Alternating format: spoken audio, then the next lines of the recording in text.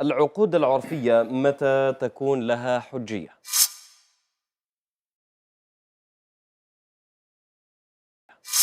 العقود العرفية تكون لها حجية في بعض الحالات.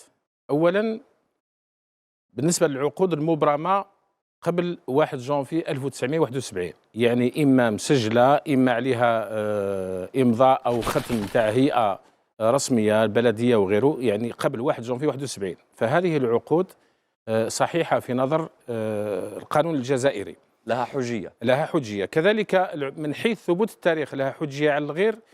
تلك العقود اللي عندها أحكام قضائية حكمت بصحة العقد العرفي، هذه عندها حجيتها.